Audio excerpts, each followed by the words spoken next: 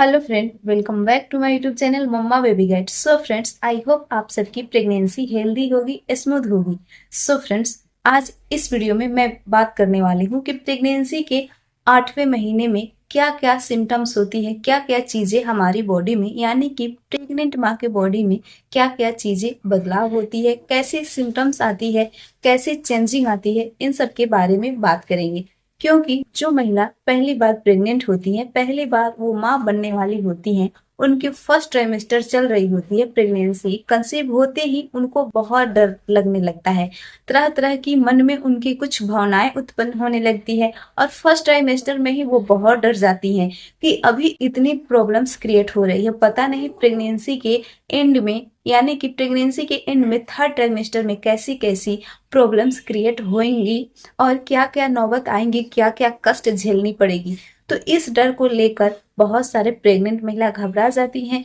क्योंकि प्रेगनेंसी से जो भी गुजरता है उनको थोड़ा बहुत कष्ट होता ही है, क्योंकि एक जान में एक जान पल रही होती है, तो इससे कष्ट होना लाजमी है। तो इसी डर को, इसी मन के कष्ट को आपको दूर करने के लिए ये वीडियो आपको एंड तक देखनी पड़ेगी और कमेंट्स में आपको ये भी बताना पड़ेगा कि हमारी चैनल की वीडियो आपको कैसी लगती है। पसंद आती है तो लाइक करें और शेयर करें और चैनल पे नए आए हैं तो चैनल को सब्सक्राइब जरूर करें। सो फ्रेंड्स, ज्यादा टाइम वेस्ट ना करते हुए हम आप सबसे शेयर करते हैं कि प्रेगनेंसी के 8वें महीने में यानी कि सेकेंड ट्राइमेस्टर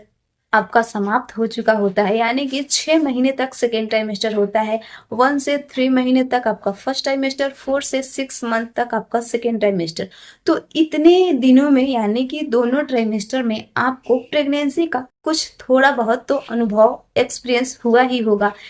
कि आपको खाना खाने के बाद कैसा फील होता है, कैसा महसूस होता है, आपको सो के उठने के बाद कैसा महसूस होता है, आपको चलने के बाद कैसा महसूस होता है। जस्ट वैसा ही आपको थर्ड ट्राइमेस्टर में भी फील करना है या फील होगा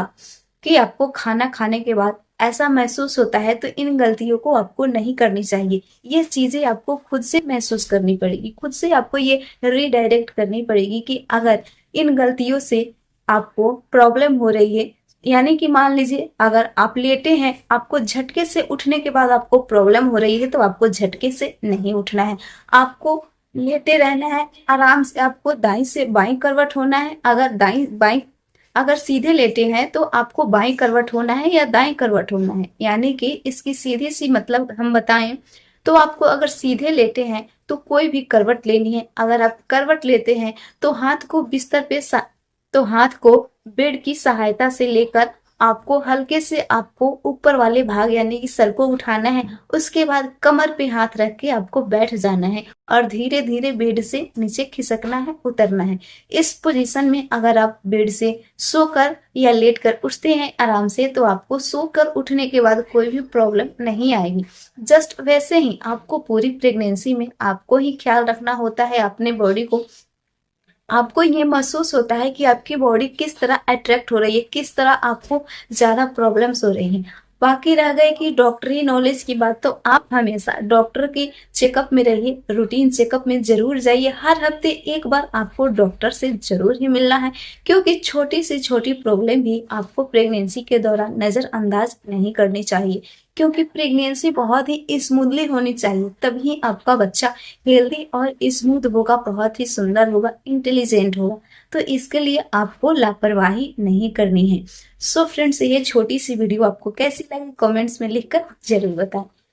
फिर से मिलती हूँ एक अगले नए इंटरेस्टिंग वीडियो के साथ, तब तक के लिए thank you, thanks for watching my video, bye.